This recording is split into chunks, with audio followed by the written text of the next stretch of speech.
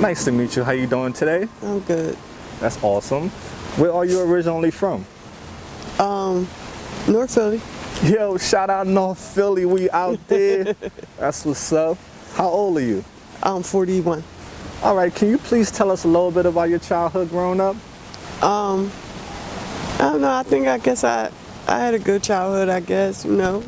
School, I ran track. I ended up getting pregnant like my last year of school or whatever. But I still finished school, so it was just like, that's just like a part of our family. Like, you gotta finish school. So I did finish school, and I had my baby. And I think it went downhill from there because I was like a single mom by myself. I was young. I didn't have nowhere to go. And I always kept saying to myself, once I get old enough and get my own, I'm never going to lose it. And that's what I did. So by any means necessary. Do you grow up with both of your parents? Well, my dad was in the Army all my life, and my mom was on drugs. So, no. Do you have any favorite childhood memories? No. Can you please tell us about your story? How you came down this road?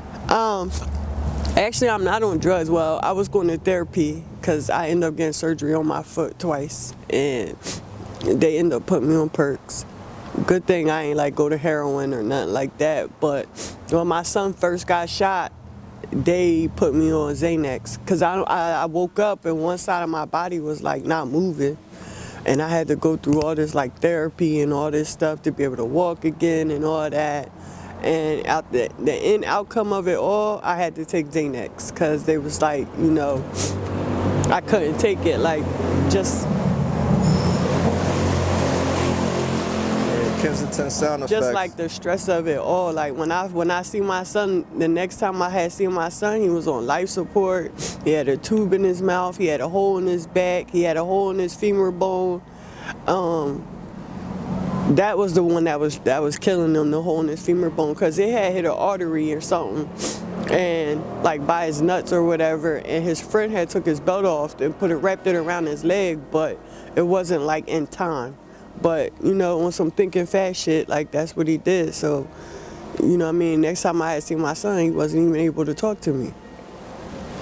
And I don't know. And now he's about to get sentenced for mandatory life or something, they said. Because he ended up, well, they say allegedly he shot somebody and killed them. Oh. How old is your son? My son's 21. Is that his first offense?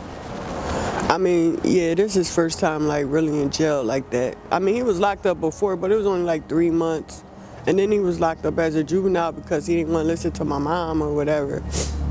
But this is like, is real grown up, like, you know, incarceration. Mm-hmm. Like I end up downgrading my place to live just so I could afford to get him an attorney and all that type of stuff. And everything like that, like, and he ended up losing he lost it. They offered him 20 to 40 years and he turned it down. And now you lost your trial. So, wow. They probably gonna give him life. Damn. He's supposed to get sentenced January 5th, but they held it up because he caught corona in the jail. So he can't go upstate like that. So he probably won't go until like March. How many kids do you have? Just him. Wow. That's so heartbreaking. So how does that make you feel as a parent, you know, about to lose your own Like I child? felt him, like, you know, I was in and out of jail myself, you know, and when I came home that last time, he was a different person. Like, he wasn't the same person I left, and now he was like becoming into a man, and you know what I mean? Like, I didn't even know who he was, so I tried to like do counseling with him and stuff like that, because that's what my counselors recommended. And at first that worked for a little bit, but it ain't stick with him. I mean, he graduated when he was 16, so it's not like he no dumb kid or nothing like that.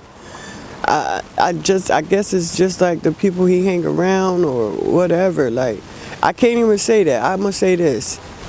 They all like look towards him to be the one to move out, you know? And when he had got shot, I used to be praying up and down because now he was old enough I couldn't make him stay in the house and none of that. I used to pray up and down that he would get locked up so I didn't have to worry about him. And now it's like, damn, God really answered my prayers, but not like that. Like, I didn't want him to give him life, like, you know? Right.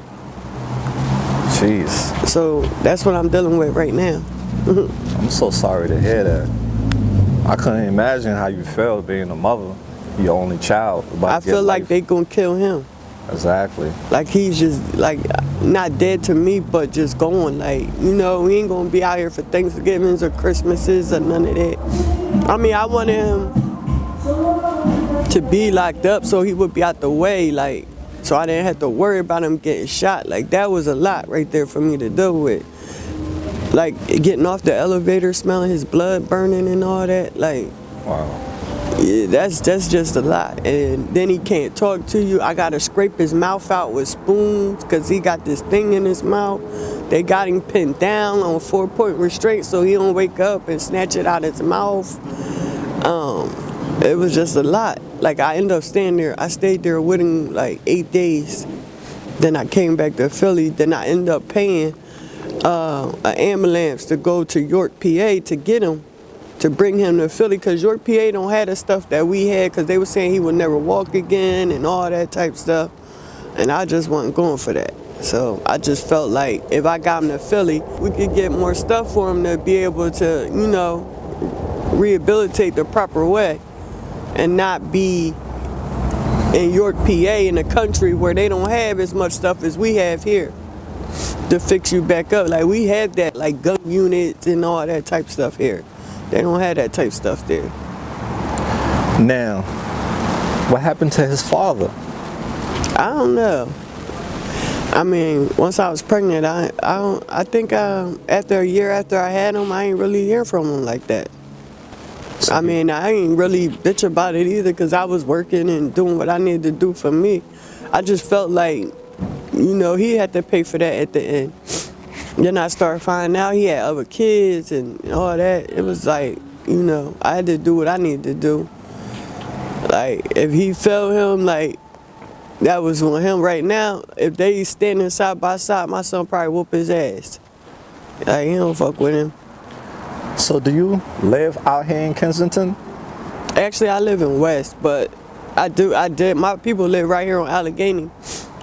I did live out here for like a year, but I had to get out of here because I don't want to be strung out on drugs, or I don't want to be sleeping outside in the cold, or none of that. Rats running over your feet and all of that.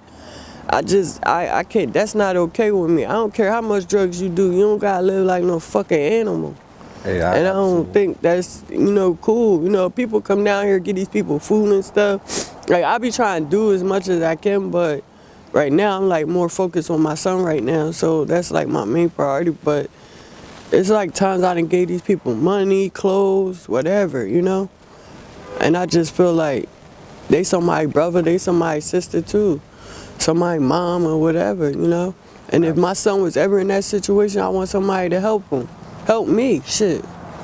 It's not easy. It's all when you living through it. It's different when you could hear it and just keep going on about your life. But if you living in that shit, like I done been shot before and everything. Like, I done shot a couple motherfuckers too. But that's just something I don't want to go through no more. Like, I'm getting older now. Shit ain't gonna heal up no more like it was before when I was younger. And I tell my son that all the time. If you gotta be somewhere where you need a fucking gun, you don't need to be there. If that's what you need to enjoy yourself, you don't need that type of environment.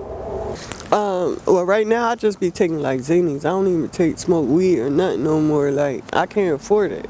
Like all my money would like go to him, and if I ain't sending him money, I gotta at least have a check for his lawyer, you know? Yeah. And I mean, back then, I experimented with stuff, but it wasn't nothing I got hooked on to. See, all my family was doing drugs, like smoking crack and shit.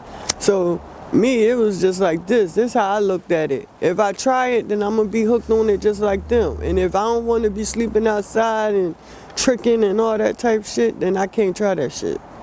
Like, that's just how it is. I don't give a fuck how it make you feel and all that. Right. I just can't go that route, you know?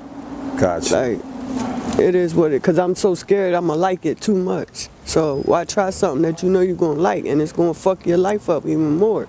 I'm already in a downhill spiral. I don't need nothing else to bring me more down. And then once that high over, you just looking stupid. Now you back at it again, trying to get the next high or whatever. I was the one that always sold the drugs, not did them. So did you work for you when you was in the business of selling drugs? Were you your own boss or? yeah, I ended up getting a business out of it, a cleaning business out of it. And I, stepped away or whatever. How long ago that was? That was about like 4 or 5 years ago. What made you decide to stop doing it? Because I was on the run from this case out Bucks County, and I was out on bail from it, and I never went back because they was talking about giving me like football numbers. So I was like, man, I can't do no more time. What happened was I was on my way to go clean this restaurant out Chester, and I got pulled over. And that pullover sent me back to Bucks County. When I went back to Bucks County, they ended up giving me probation by luck. That never happens to me, never. So I was so surprised, but I was on the run for so long from it. So she was like, I can't even really give you no time because you've been gone so long from it.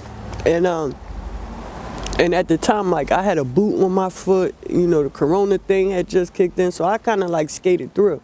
And I always said, like, if I get out of this one, I ain't never turning back, man. And I just didn't go back to it. Because I want to be out. Like, I can't sit up here and talk to my son about being in and out of jail, and I'm still in and out of jail. Like, that ain't going to work out. Absolutely. So so the only drug you're on right now is Xanax? Yep. And how does that make you feel? Oh, I just take them at night, I guess, to go to sleep, because, I don't know, I'd still be seeing shit like people getting murdered, bodies, just shit, like, I don't know, I was like a little tomboy, I guess, Right. Well, my brothers and them, cousins and them, they all sell drugs and shit, and I was like in the middle of that shit. Like, it was either you gonna get money or you gonna spend it. Which one is it? Gotcha. And I ended up selling drugs with them, but that's last time I wasn't going back. Right. I ain't going back for nothing. I refused. Well, I'm very proud of you that you step away from all that. So going back to the Xanax, how many would you say you use in a day average? Maybe like 3, 4. Something like that. Cause they make you sleepy, so they was giving them to me because they said I had anger issues and stuff like that. Like, I had a lot of like aggravated assaults, fight, possession of guns and stuff like that and shit. So it was like, I guess like a calm me down drug or whatever. Okay. And it worked, but then I ended up getting addicted to it. Like, now if they took me off, I probably would be mad because it's like, what the fuck? You had me on this shit for like 2 fucking years. Now you want to just take me off? Like, they dead on my foot. Like, I was on perk 30s, and then I was going to therapy, doing everything I'm supposed to do. I was getting like 40 of them joints every 2 weeks, and then for y'all just to stop me, like, no, I was pissed the fuck off. Like, I was sick as shit. I ain't even know nothing about being sick or nothing. I ain't know no pill could even do that type shit to you. Like, you know what I mean? I'm popping them joints how I'm supposed to pop them. Like, just because I don't want to run out before it's time for me to get some more. So I don't want to, take more than what I'm supposed to take. And then you just tell me no. Like, no, I wasn't with that shit. Your Xanax is prescribed? Yeah. You don't get it from out here? No, I mean, I had brought some up the street, but no, I don't buy them now. How much do they charge out here for one pill? $10. So how do you go about, supporting your habit for your Xanax? I mean, I be working and stuff. What job do you do? I be cleaning like offices and stuff. I get tips, I get bonuses, stuff like that. I be putting other girls on little jobs and shit. Like, yo, you want to make $40? Come work these 4 hours real quick. All you gotta do is vacuum, clean a bathroom or 2 or something, Oh, take out good. some trash or something. So what's a day in your life is like? A day in my life, I don't work until after 5 o'clock. So most of the day I'll be in the crib, like watching TV. My friend, she be out here like tricking and stuff. So I try to come get her, bring her in the house, let her get warm, feed her, give her some clean clothes. You know what I'm saying? Just because, like, we was in the same, like, drug and alcohol together, and I seen her at her best, and just to see her at her worst, it just break my heart. Like, damn, if I could fix it, I would, because she really a good person. Like, she got a daughter that look up to her, you know? And I ain't had that with my son, what she got with her daughter right now. I ain't had that, you know, because I was in and out of jail. And I tell her that all the time, you got a chance to raise a princess, man. It's up to you whether or not you want her to be on the throne or not. Like, you know what I'm saying? You don't want her to be out here selling her ass and all that like that. So you gotta show her another direction. And that's how I, like, kind of, you know, go about my life. Like, trying to go about things different than I would if I was a little bit younger. Because when I was younger, I was wild as fuck. I was doing whatever. Good thing I ain't get strung out on drugs and was selling my ass and shit, but I did everything else, you know? Gotcha. So with Xanax, do you think it's something that you need? Now? Have to have it? I think now I need it. I don't think I needed it when they gave it to me. So why do you think you need it more now?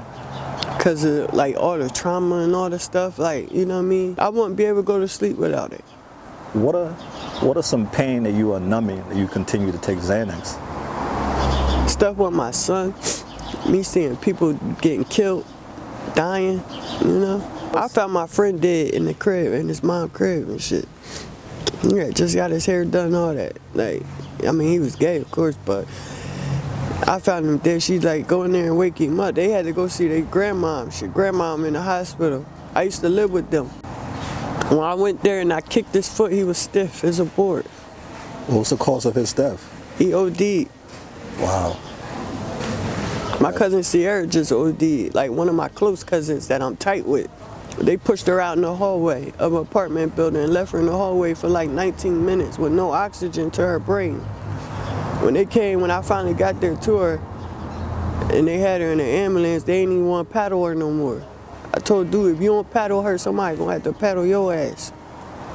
Hit her chest one more fucking time. And when he did, it was like, your rhythm supposed to be like beep, beep, beep. Hers was like beep, beep.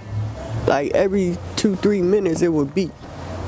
It wasn't even like, you know what I mean? She was on life support for like almost like 3 months. They ended up putting a trait in her throat because she couldn't even talk or nothing. And when if she came out of it, she still wouldn't be able to talk. So they put a trait in her throat.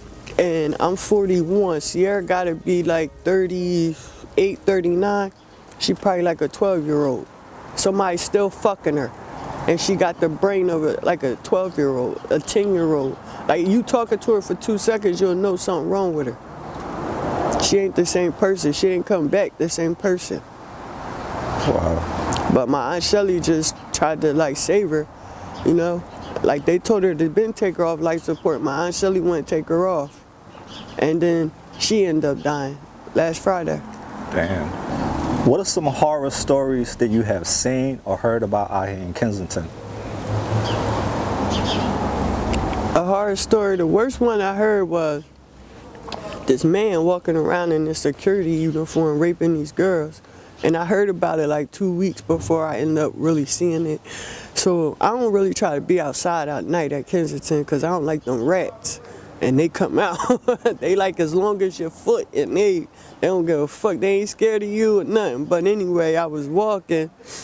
Matter of fact, I was getting off the L. I had just got off work. I had parked my car out West Philly because I ain't really supposed to be driving right now. And I had parked my car in West Philly. I caught the L down here. By the time I got off the L, it was dark. Anyway, when I got off the L, I probably walked maybe two blocks, something like that. And I ended up seeing the guy with the security uniform on.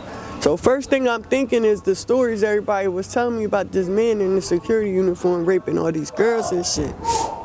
So I was like, that can't be him. Ain't no way in hell I ran into this motherfucker. No way. Oh, I'll be damned. It was. And he had the girl pent up against the wall. He ended up slitting her fucking throat from ear to ear. And she was holding it. And she was like walking towards me and shit. And I'm like, what the fuck's up with this bitch? Because I couldn't really see. And as she got under the light, I seen the blood like running through her fingers because she was holding her throat and shit. So I'm like, whoa, shit. And he's standing there, like, seeing what I'm going to do. And it reminds you, it was like 2 other people. It was a guy and like 2 other girls. And we just like, yo, like that or whatever. So he's standing there to see which way what we was going to do. But he had this big ass, fucking long ass knife. And it was like a hunting joint or something. And he slit her fucking throat. And when she came to me, or she was like walking to me, she had fell before she got close up to me. So I took my phone out, I called 911. And usually that don't happen on my phone. I ain't nobody calling no cops on my phone or around me or none of that. Like, we don't do those.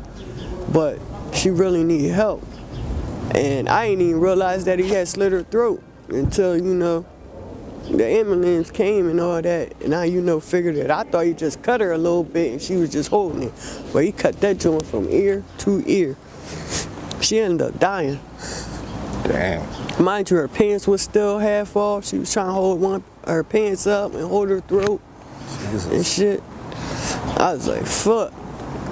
And I don't know, like every now and then I'll be seeing her face when I be going, like trying to close my eyes and go to sleep. Or like sparks of a gun or something, because I seen somebody else get shot too, and I was like standing right there. And I was faced this way, but the gun was like this way, but I seen the spark, like, and that's what made me turn my head. I'm like, what the fuck? I don't believe you let that shit off right by my face. Man, what's the worst thing that has happened to you since you've been out here?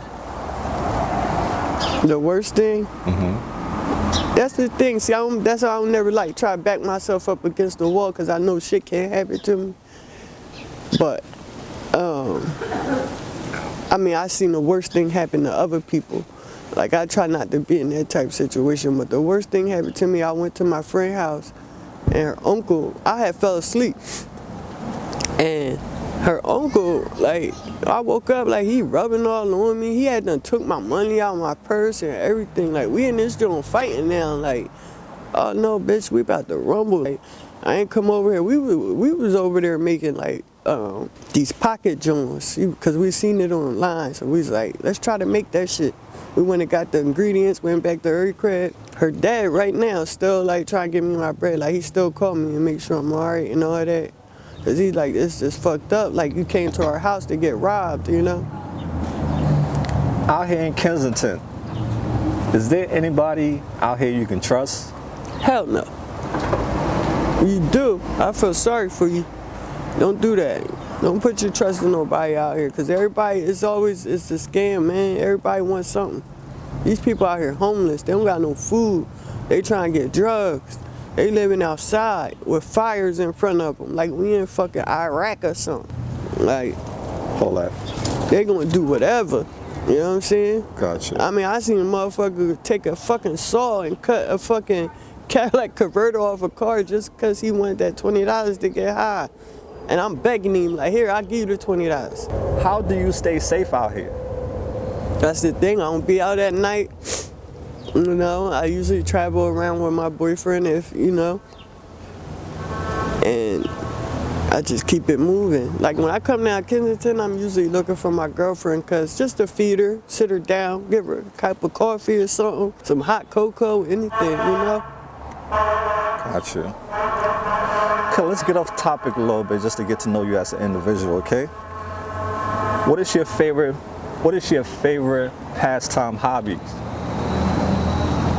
My favorite hobby is probably like doing hair or watching movies. Just having a good time and not being no drama. Like, I don't drink or nothing like that, but everybody say I'm funny, but I don't see it. I don't be trying to be funny. That be some real ass shit. And everybody be like, yo, man. That be real shit. Like, I be thinking, like, you know what I'm saying? Right. So I don't be trying to be funny, but everybody say I am funny, but. Yeah. I hear that. What is your favorite color? My favorite color is blue and black. What are some of your favorite foods? Curry chicken and rice and fried chicken wings. Curry chicken, she going Jamaican on us. That's what's up. Do you cook yourself? Yeah, I'm an excellent cook. I went to cooking school. Okay, all right, I hear that. Do you have a favorite band or artist? Right now, I'm on like, everybody know Beyonce is everybody's favorite. I like King Von. Rest in peace, King Von. I like him. All right. It's a very good artist. And Lil Durk and them, I like them. I think they be spitting some real shit, and everything that they be talking, and like Jay-Z and stuff, of course, because he more in my era, but everything they be saying, they be like, all right, yeah, we living that shit right now. Like, we not from 63rd Sack now, but we living that shit right now. Like, absolutely. All that shit, like. What's your favorite clothing store? H&M and Gucci. Oh, she got good taste for high fashion or pricey Oh stuff. yeah, Gucci, my shit. Everything I got is mostly Gucci. I hear that. You see, yeah, she definitely got some Gucci on, guys. I'll show you guys later. All right. Do you have a favorite restaurant? Yep, Chipotle. Nice, nice. Their food is fresh. Got you. Do you have a favorite movie? My favorite movie of all times is Unusual Suspect. Oh, Kaiser Sosa. Yes. Walk straight at the end. That's a classic. Unusual Suspect. That's a good one. Because this shit is unusual out here. Yeah, I agree. Motherfuckers is shitting, pissing, ain't wiping their ass, none of that. Like, just pull your pants down, take a shit outside like you on the toilet. That's unusual. That ain't normal. Do you have any favorite candies? Snickers. All right. So, me and the audience, we would like to know, what is your zodiac sign? Virgo. Yo, shout out to all the Virgos. Say what's up to your girl. She's out here. Virgos, that's what's up. Definitely in the building. Nice. When you was a little girl, what do you want to become when you grow up? A dancer. Are you a high school or college graduate? Both. What was your favorite subject in school? Math. That's my least favorite subject. Math, numbers don't lie. You're absolutely right. Do you have a spiritual or religious belief? Islam. Where do you believe you'll go when you die? I hope and pray that, I go, what I mean, where all the Muslims go. Prophet Muhammad said, like, you supposed to wrap yourself up. They supposed to wrap you in sheets and stuff. That's what I want my family to do. Like, wrap me up. Don't bury me in no casket and all that. Like, I want to go back to the earth. Understood. When was the last time somebody told you that they love you? The other day, my boyfriend said it. And what do you look for in a relationship? Loyalty, respect, honesty, commitment, a lot, love, stuff I didn't get when I was younger. And I do hold him accountable for a lot of things that he don't even be knowing that he hold accountable for, like, like my plate is so full right now, like I take a lot out on him and he don't even be knowing why. Okay, sunrise or sunset, which one are you? Sunrise. Why? So I want to wake up and it's beautiful. Not go to sleep and it's like when the lights go out, all hell break loose. When the sun go down, you know how they say freaks come out at night? That's true around here. So well, it ain't freaks, it's more like every man for themselves. So what's one thing that you do every day to make sure you take care of yourself? Wash my ass. I gotta wash. Like, that's just it's inevitable. Like, I gotta do that. I can't. I don't want to be looking dirty and shit, Right. So if you can travel to any country, a place in the world, where would you go? Probably Trinidad or Jamaica. Why? Because the water is blue and the sand is like white. It's beautiful there. Y'all never been there? Well, my dad from Trinidad, so, Got you. You know what I mean? Like, my people's over there, so when I go over there, it's like home, Nice. That's awesome to hear. It's like you gotta have some place you can have an outlet at, and that's a place of peace for me. So at the end of the night, when you go home and lay in your bed and go to sleep, what are some things that you dream about? I don't have dreams. You mean nightmares? What are some nightmares that you have? just people getting hurt and you ever see the inside of somebody's body, like, man, nobody want to see that type of shit, and you think that's not going to leave a mark inside your brain or in your head or something, you tripping. What does happiness mean to you? Happiness mean to me just living righteous, not having to worry about nothing, and staying out the way and having a good time without having drama or having scared to go outside because somebody's shooting, or getting down on the floor, or living your whole life down on the floor in your house because they shooting outside and a bullet might come in your window. That's happiness to me. If you can go back in time, what would you say to your younger self? I would say to my younger self, I don't want to be this way at this age. So therefore we gotta go about things a little bit different. So let's just, like, you know, change some stuff. Do you keep in touch with your family? Yeah. If they was watching this video, what message would you like to send to them? That I love them, and Shelly, I miss you already. You is so funny. I wish you ain't had to pass away. I don't know who gave you what that made you check out and OD you, but I'm gonna find out.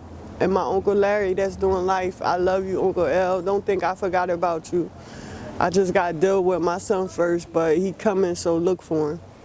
What advice would you give to anyone who's thinking about coming to Kensington? Or who's thinking about trying drugs? No, don't. I would never ever want nobody to live like this. If you had 3 wishes in this world, what would your 3 wishes be? Money, power, and respect. If you could send a message to the world, what would your message be? Help these people that's in poverty. Amen to that.